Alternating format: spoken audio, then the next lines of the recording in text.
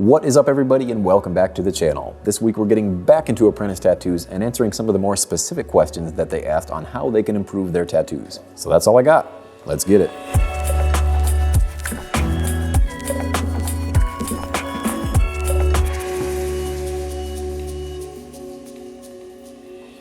Alright, the first one is sent in by Mark, who goes by Sips. Let's see what he sent in. Okay, really not too bad at all.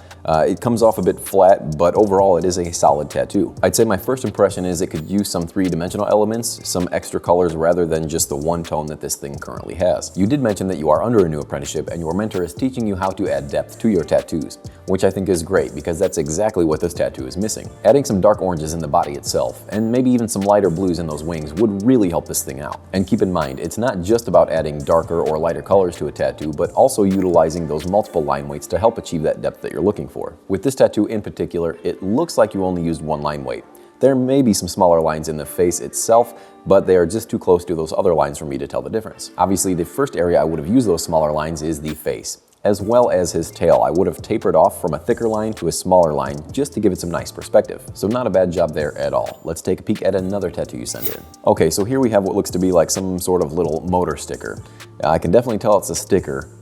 It is a little small. I probably would have made this thing maybe twice as big just to squeeze in some extra detail. And the only way that I can really tell that it's a sticker is by that somewhat poorly executed fold at the bottom right. With good sticker tattoos, we typically see imperfections, like rips or tears, that allow the tattoo to look like it's lifting up off the skin. Now, if your tattoo had one good crease running across the entire thing where it were lifting up the sticker on just an edge, that's where you would have the drop shadow. With yours, with the exception of the peel at the bottom right, it does seem like it's kind of floating on top of the skin rather than being stuck on the skin. If you were to omit the drop shadow around the rest of the tattoo and just have it around the fold, then you could have based your light source and future shadows around that piece in particular, instead of just throwing that drop shadow on the bottom just because it's the bottom. One more thing, I think you did a good job packing the white around the border, but if you were to have some of those imperfections, it would have allowed you to break up that white just a bit and give you that depth that you're looking for. So Sips, I really don't think these are bad tattoos at all, especially only being 6 months into your apprenticeship. And the fact that you're actively searching for help to add depth to your tattoos is great to hear. Having the foresight to know where you need the help is super important, and I think you're putting yourself in a good position for success.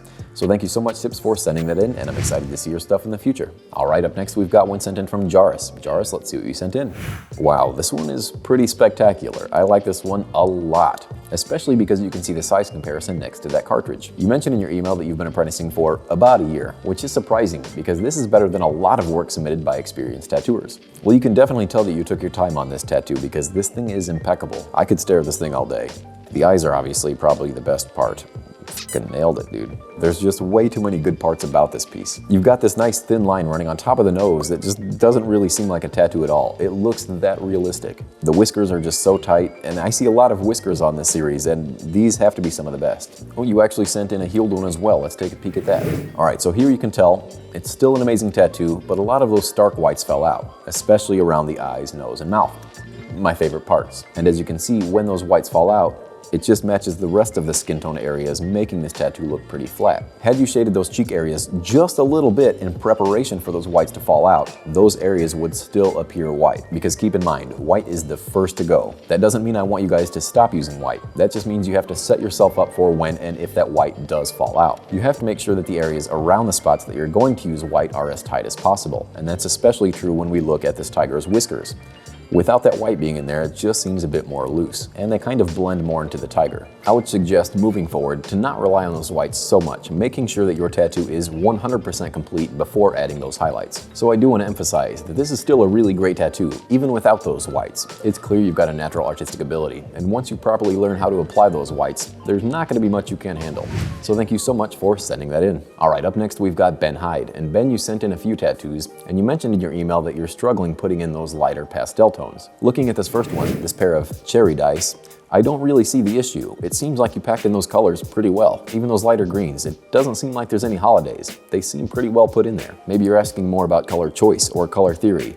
But as far as color packing, I think you did a hell of a job. I'd honestly say there's more issues with your lines than there is with color saturation. And your lines aren't even that bad, but there are a couple areas that seem to have gotten away from you, like this part of the stem and that side of the leaf. Even a couple of the corners on the dice, in my opinion, I think it took a bit too far. But overall, this is a pretty solid piece. You did send in a couple more, so let's see if there's any of those issues in one of those. Okay, and again, as far as color packing goes, you're not really going to get much better than what's here. That orange is bright, bold, and vivid. It doesn't really seem like you missed any areas. Even when it comes to the black around the entire tattoo, I don't think you did a bad job. However, when it comes to the fingernails, I probably would have omitted the black shading from that area and just used skin tone. Now going back to the original question, when we look at the eye, that really seems to be the only area that you've used a pastel or lighter tone. And again, you really didn't do that bad of a job. Now comparing this tattoo to the last one, it seems like you have some similar issues, and that falls on the line work. I think that's more of your weak area, and it's really only a couple shaky spots. And let's take a look at this last one. You have some sort of blue, warped skull with an eyeball at the top. And this one's probably more of what you're talking about. It has a lot of those light tones, which can be pretty difficult. And I can say the same thing about this one as the previous two. You really got your color saturation down. Now what I like to do, and what I think you should keep in the back of your head when working with those lighter tones, is to just slow down a bit and massage those colors in there. When it comes to lighter tones like this, they generally have a lot thicker viscosity, and you need to take the time to allow those inks to be deposited into the skin. You can't just rush through those. But again, when we talk about the outlines, there definitely seems to be a similar pattern here. There's just a few shaky spots here and there. You really need to tighten those up. When we look at those eyelashes, I think those seem to be the most noticeable outline flaws. They're just a little shaky and not quite put in how they need to be. Another noticeable weak outline is around the left side of that mouth. You can clearly see through the outline. This is another area where you can definitely use some patience. Slow down, push that needle in there, and give those outlines the love that they need. And as we've learned on this channel, nice, thick, black outlines are definitely going to make those colors pop the way that you want them to. So Ben, I think you're doing a good job. I just don't think your questions about color packing should be as big of a concern as laying down solid lines. I do appreciate you setting that in and letting me take a peek. Okay, real quick, I want to take a break and give a shout out to the sponsor of this channel, Mad Rabbit. Mad Rabbit is a tattoo aftercare company with a wide array of products to keep your tattoos looking fresh from day one. From healing balm all the way to sunscreen, they've got you covered. So make sure you head on over to madrabbit.com and use code PONY20 for 20% off of any Mad Rabbit product. All right, back to the show.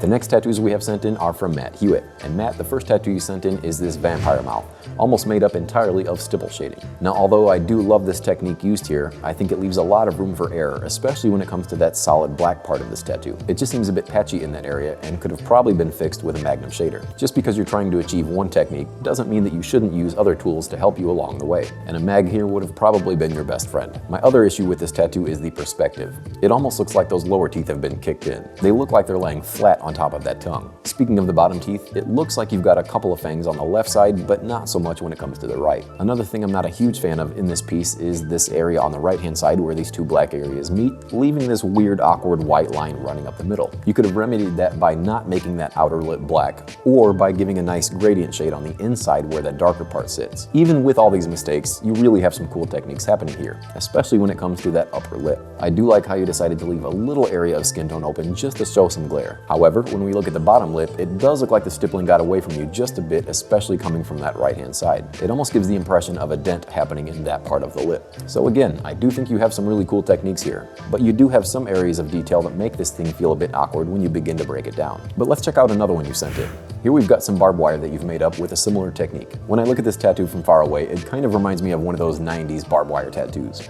However, when you zoom in, you can really tell you've tightened up your technique. And you've got some really cool details happening here. What I like a lot about this tattoo is its use of contrast, and it's the lack of lines used in the highlights that really draw my attention. I would love to see this tattoo in 5-10 years from now, but as it sits, I do think it's interesting. Another thing I want to touch on is the texture this thing has with that use of stipple shading. It feels like you have a lot more control and definitely feels a little bit more realistic here. I think this is a really good play on an old design. So Matt, after looking at both of these tattoos, it definitely seems like stippling is your thing.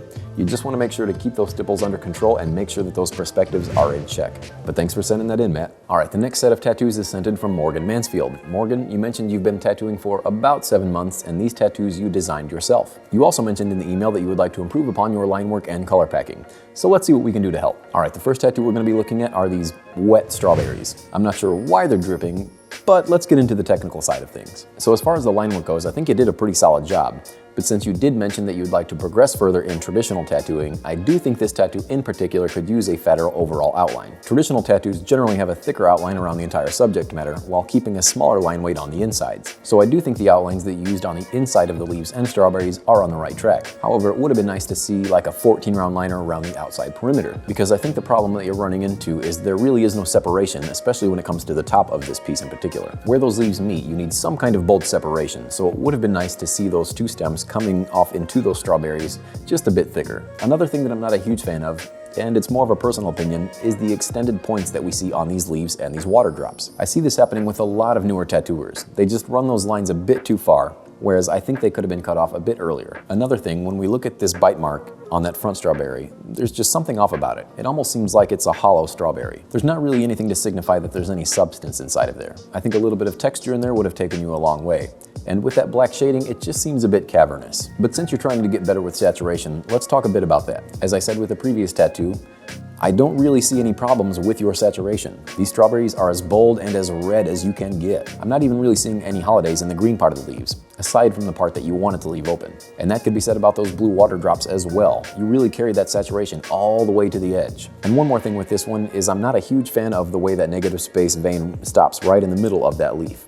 I think an experienced tattooer would have carried that thing all the way through to the very bottom. I think it would have been pretty thin by the time it got down to the end, but it would have left those chunks of the leaves looking a lot more clean. But let's check out the other tattoo you sent in. With this one, I feel like it's a lot more clear to see the mistakes coming from those outlines. On that rainbow section in particular, it seems like a few of those lines kind of got away from you. And I know those longer, curvier lines can be a bit difficult to execute. However, if you were to plant your hand in a fashion that you can pull those lines in one continuous motion without starting or stopping, it would have ended up a lot more clean. A couple minor notes: when it comes to a design like this, you really need to pay attention to the consistency of those little details. For instance, when we go down to the bottom of his boots, we see these 4 little yellow spikes on each boot. The ones on the right aren't really matching up with the boot on the left, and those little things are a lot easier to notice when there's not a whole lot of detail. I'd be curious about this guy's backstory because it's a hell of a design. Those shoes, those sweatpants, and that mace that emits a rainbow everywhere he swings it. What is his superpower? I do think the saturation in your strawberries is a bit cleaner than this one. However, you do have some nice yellows in this tattoo, and generally that is a pretty tough color to get in 100%. And again, just like the previous tattoo, it looks like you're only using 1 line weight. I think the things on the inside could use a smaller line weight, like the arm hair and on the inside of the rainbow. I know it seems like something small, but having those extra little line weights in there will help make these things that much more dynamic. I think you're having similar issues as Ben had with his tattoos. Your saturation is great, but I think you're lacking focus on your line work. My advice to you would be to experiment with different liners. Bust out a 3 or a 5 and just have fun with it. Get to know your tools. Find out which needles are going to work best for different situations. But once again, thank you so much, Morgan, for sending that in. Alright, now that the critiques are out of the way, I do want to put a spotlight on my favorite apprentice of the week, and that artist is Jaris out of Lithuania with this beautiful tiger tattoo. I know you had some issues with your whites, however I do think this thing healed pretty damn well. It definitely seems like you're taking your time with these tattoos, no matter how small they are, and when it comes to realism, that is absolutely necessary. Being able to put out work this good, this early in your career is really something special, and as you keep putting in time and perfecting your craft, these are only going to get better. So once again, congratulations, Jarus, on being my favorite this week. Oh no, we're not done. You know we can't go anywhere without showcasing an artist who I think you should all be following. And that artist is Midwest Phil out of Brooklyn, New York. When we're talking about damn near perfect traditional tattoos, look no further. We talked in detail today about line work and saturation, and looking through Phil's work, you'll find example after example of just that. Crispy lines, super bold color saturation, and an excellent understanding of that classic American traditional color palette. If you're an apprentice or just love traditional tattoos, I think you'd be doing yourself a disservice by not following Phil. So do it. Please head on over to his page, give him a follow, and let him know I sent you. Alright guys, that's going to be it for this week. Don't forget to subscribe while you're here, and as always, I will see you all next week.